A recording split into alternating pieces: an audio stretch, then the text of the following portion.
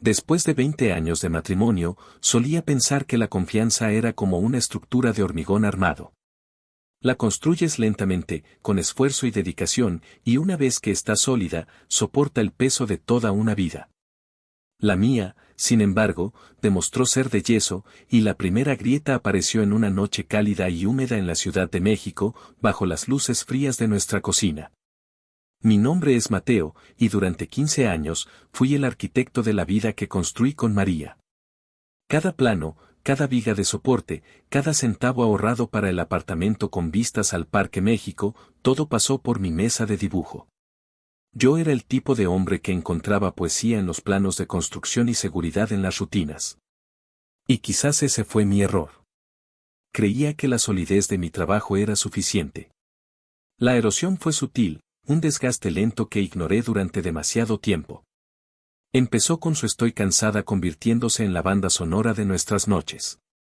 El sexo se convirtió en un recuerdo lejano, una reliquia de un tiempo en que mi contacto no era recibido con un suspiro de resignación. Después, vino el desdén por mi profesión. Mateo y sus dibujos, decía en cenas con amigos, con una sonrisa que no llegaba a los ojos. Él construye los sueños de los demás, pero se olvida de los nuestros. Nuestros sueños. Yo los recordaba.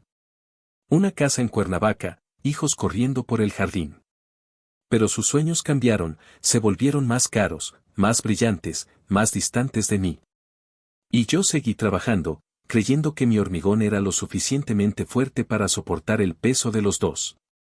El catalizador, el mazazo final a mi estructura de yeso, no llegó con el ruido de una traición, sino con el silencio cortante de 5 palabras. Estábamos discutiendo, una vez más, sobre dinero. Ella quería un viaje a Europa, uno de esos de alma, como decía, que costaría el equivalente a 6 meses de mi trabajo. María, no podemos ahora, le dije, con la voz tranquila, la misma que usaba para explicar retrasos en obras a clientes impacientes. Estoy terminando el proyecto del complejo de Santa Fe. Después de eso, podemos hablar. Ella se rió, un sonido seco y sin alegría. Siempre el próximo proyecto, Mateo. Siempre el futuro. ¿Y yo? ¿Dónde quedo yo en todo esto? Tú quedas en el centro de todo, finalmente levanté la voz. Todo lo que hago, cada ladrillo que asiento, es para ti. Es para nosotros. Me miró, sus ojos oscuros vacíos de cualquier emoción que pudiera reconocer. Y entonces, lo dijo. ¿Sabes qué? Ya no me importa. 5 palabras. Flotaron en el aire entre nosotros, densas e irrevocables. Ya. No. Me. Importa.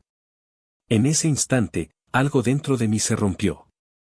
No de forma ruidosa, sino con un chasquido limpio y preciso. El mundo pareció ralentizarse. Por el rabillo del ojo, vi un movimiento en la puerta de la cocina. Era Camila, la prima de María.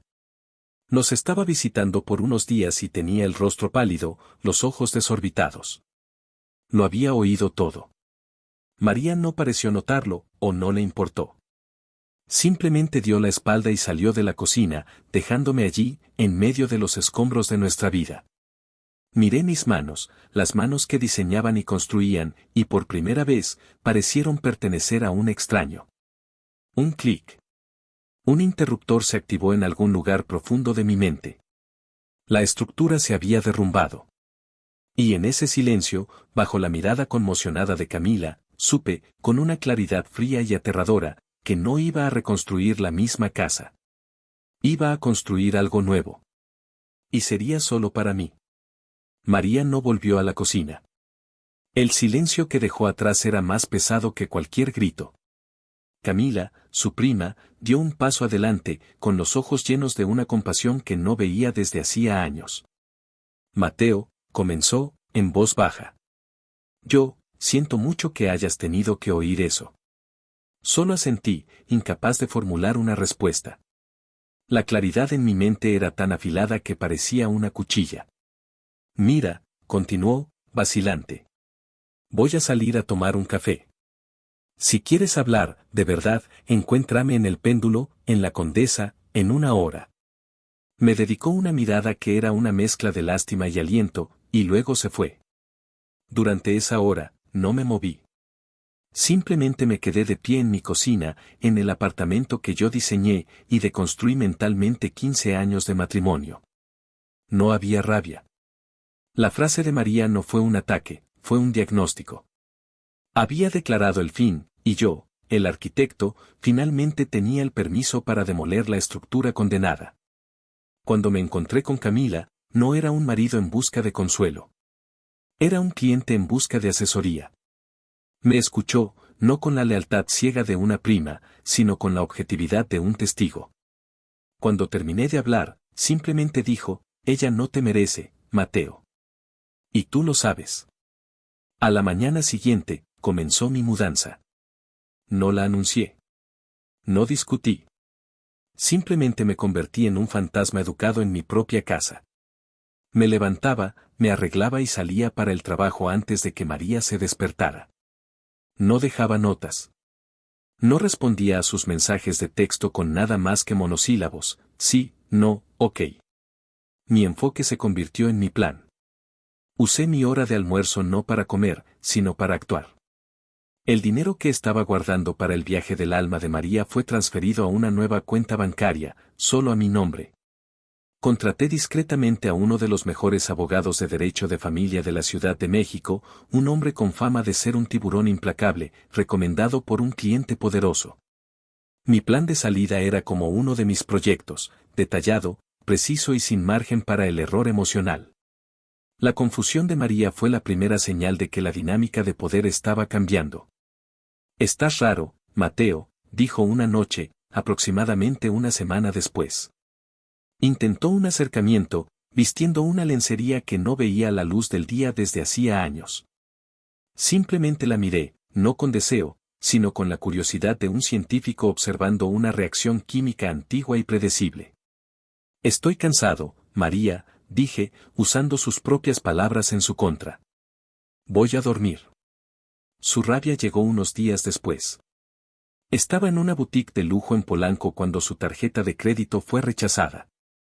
Llegó a casa como un huracán, lanzando el bolso al sofá. «¿Qué diablos hiciste, Mateo?» «Pasé la mayor vergüenza. Mi tarjeta no pasó». Estaba sentado a la mesa del comedor, revisando el plano de un nuevo proyecto. No levanté la vista. «No hay nada malo con la tarjeta, María. Simplemente ya no hay crédito ilimitado». Se quedó boquiabierta. «¿Qué significa eso?» Finalmente, levanté la mirada. Fría. Tranquila. En control. Significa que, como ya no te importa, supuse que no te importaría vivir con un presupuesto. Deposité una cantidad generosa en tu cuenta personal para tus gastos. Las cuentas de la casa serán pagadas directamente por mí. El resto de mis ingresos ahora está siendo redirigido. ¿Redirigido a dónde? «No puedes hacer eso», gritó, con el rostro rojo de furia. «Puedo». «Y ya lo he hecho», respondí tranquilamente. «Estamos casados en régimen de sociedad de gananciales. Todo lo que yo gané es mío. Todo lo que tú ganaste es tuyo. Simplemente estoy organizando las finanzas de acuerdo con nuestra nueva realidad». Me miró, y por primera vez, vi miedo en sus ojos. Ya no estaba tratando con el marido complaciente y predecible. Estaba mirando a un extraño metódico que había tomado silenciosamente todas las palancas de control. El juego había cambiado, y ella ni siquiera sabía que estaba jugando. La atmósfera en nuestro apartamento del Parque México se volvió gélida, un silencio denso que ninguna palabra podía penetrar. María oscilaba entre la furia silenciosa y patéticos intentos de manipulación. Pero el hombre al que intentaba manipular ya no existía. Me había convertido en un espectador de su actuación, y la obra ya no me interesaba.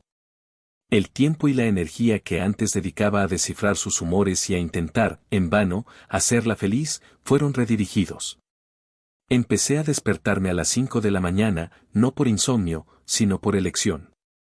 Mientras la ciudad aún dormía, yo estaba en un gimnasio en Santa Fe, cerca de mi oficina, transformando años de frustración contenida en fuerza física.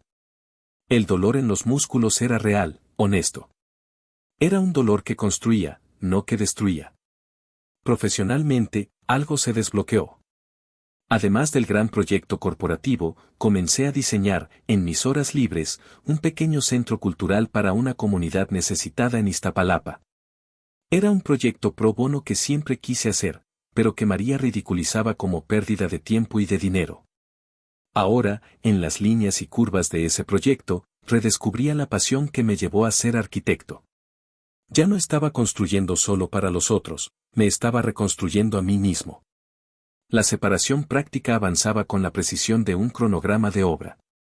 Mi abogado, un hombre llamado Herrera, era exactamente el tiburón que necesitaba.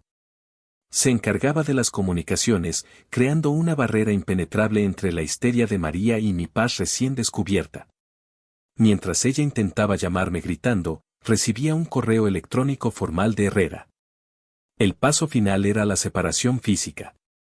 En 2 semanas, encontré lo que buscaba, un loft minimalista y moderno en la Roma Norte, con ventanas de suelo a techo y una vista al movimiento incesante de la ciudad. Era lo opuesto a nuestro antiguo apartamento, era un espacio sobre el futuro, no sobre el pasado. Firmé el contrato de alquiler sin dudarlo. Esa noche, lo anuncié. María estaba en el sofá, fingiendo leer una revista, esperando que yo cediera, que me disculpara por el caos que ella había creado. María, dije, parado en la entrada del salón. Mi voz era neutra. He alquilado un apartamento. Me mudo el fin de semana. La revista cayó al suelo. Primero vino la incredulidad, luego las lágrimas. No puedes. ¿Y nuestros 15 años? ¿Nuestra casa? ¿Vas a tirarlo todo por la borda por una estúpida pelea? No fue una pelea, María. Fue una aclaración, respondí, sin moverme. Me diste tu verdad. Yo solo estoy actuando en consecuencia. Luego pasó a la victimización, a la culpa. Habló de los recuerdos, de los viajes, de cómo su familia quedaría destrozada. Cuando nada de eso funcionó, intentó la seducción, una versión desesperada y triste de lo que ya había intentado antes. Simplemente me aparté. No lo hagas más difícil de lo que tiene que ser, le dije, ya girándome para ir a la habitación de invitados, donde había estado durmiendo. Su última carta fue la amenaza. Voy a hacer de tu vida un infierno, Mateo. Le contaré a todo el mundo el monstruo que eres. Me detuve en la puerta y la miré por encima del hombro, sintiendo nada más que lástima. Contrata un buen abogado, María. Lo vas a necesitar. El sábado, mientras empaquetaba mis libros, mis diseños y mi ropa, ella solo observaba, derrotada. Cada caja que sellaba era un clavo en el ataúd de nuestro pasado. Cuando cogí la última caja y caminé hacia la puerta, no dijo nada. Cerré la puerta del apartamento que construí para nosotros y no sentí dolor. Sentí solo el profundo alivio del aire fresco entrando en mis pulmones por primera vez después de años sumergido. Los meses siguientes se desarrollaron con la calma y la precisión de un proyecto bien ejecutado. Mi loft en la Roma Norte se convirtió en un santuario. La luz de la mañana entraba por las enormes ventanas, iluminando las paredes blancas y el mobiliario mínimo. Era un espacio que respiraba, un reflejo directo de mi estado de ánimo. El divorcio finalizó con un intercambio de correos electrónicos entre los abogados. Firmé los papeles en el despacho de Herrera, el bolígrafo deslizándose sobre el papel sin ningún temblor. No hubo celebración, solo un silencioso asentimiento de cabeza. Un capítulo estaba, legal y emocionalmente, cerrado. Mi vida encontró un nuevo ritmo, uno que era enteramente mío. Las mañanas eran para fortalecer el cuerpo en el gimnasio. El día era para el trabajo en el complejo de Santa Fe, que prosperaba, solidificando mi reputación y mis finanzas. Y las noches y los fines de semana eran para el alma, el centro cultural en Iztapalapa. Fue allí donde conocí a Isabel. Era la líder del comité comunitario, una mujer con una sonrisa fácil y ojos que veían el mundo no por lo que era, sino por lo que podría ser. A diferencia de María, que solo preguntaba por el presupuesto, Isabel preguntaba por el flujo de luz, por cómo los espacios podrían fomentar la convivencia, por la durabilidad de los materiales para los niños. Ella veía la poesía en mi arquitectura. Tienes un don, Mateo, me dijo un día, mientras tomábamos un café sencillo en un puesto cerca de la obra. No solo construyes edificios. Construyes dignidad. En ese momento, sentí una conexión que no sabía que era posible. Era un reconocimiento mutuo, una asociación basada en valores compartidos. Empezamos a cenar después de nuestras reuniones y las conversaciones fluían sin esfuerzo. Era lo opuesto a María en todos los sentidos, genuina, solidaria, y veía mi pasión no como un defecto, sino como mi mayor fortaleza. Las noticias de María llegaron de forma pasiva, como un eco lejano. Fue Camila quien me llamó. Nos encontramos para un café, nuestra nueva tradición.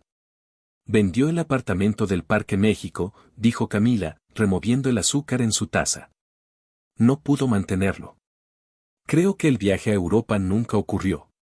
¿Y cómo está?, pregunté, más por educación que por curiosidad real. Camila suspiró. Perdida. Salta de una relación a otra, siempre buscando a alguien a quien culpar por su infelicidad. No entiende que el problema no eras tú, ni el apartamento, ni el dinero. El problema está dentro de ella. Escuché sin sentir triunfo ni rabia. Sentí solo la confirmación final de que la demolición había sido necesaria para evitar que todo el edificio se derrumbara sobre mí. La mujer de la que hablaba era una extraña, un personaje de un libro que había leído hacía mucho tiempo.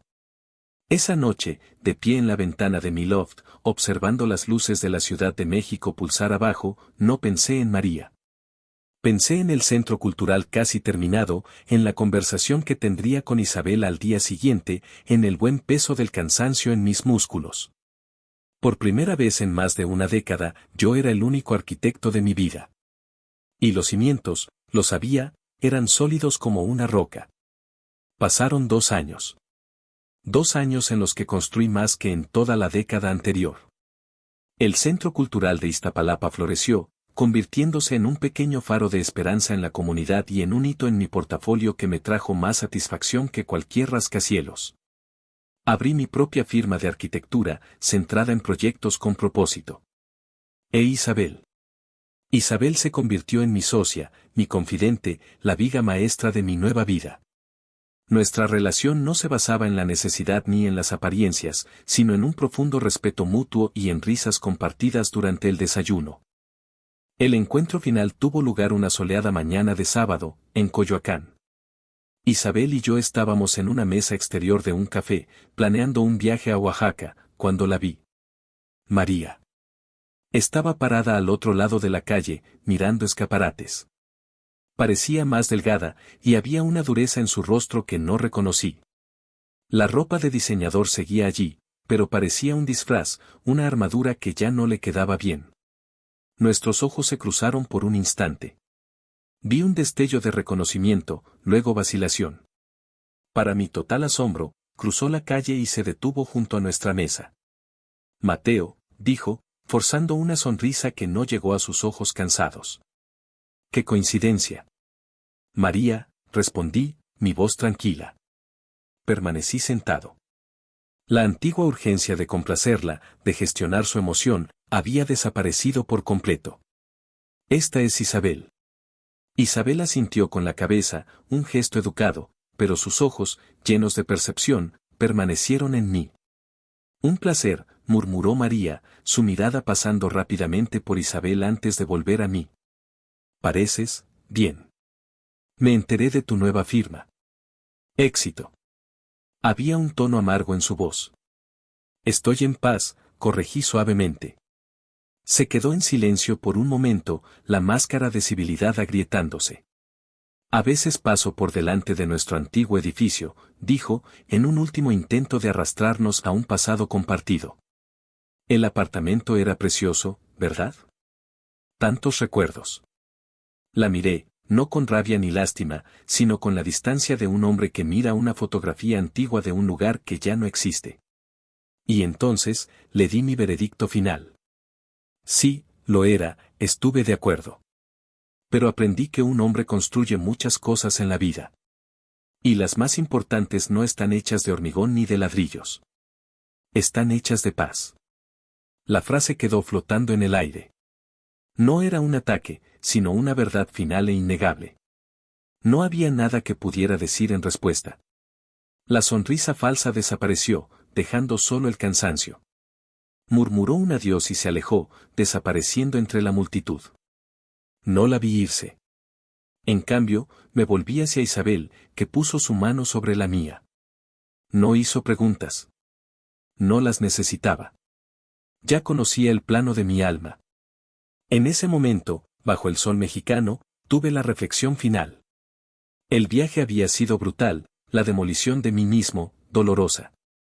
Pero al liberarme del peso de un amor no correspondido y de una vida que no era mía, finalmente encontré lo que siempre busqué en mis proyectos, una estructura sólida. Un espacio para respirar y un cimiento inquebrantable de autoestima. Estaba, finalmente, en casa.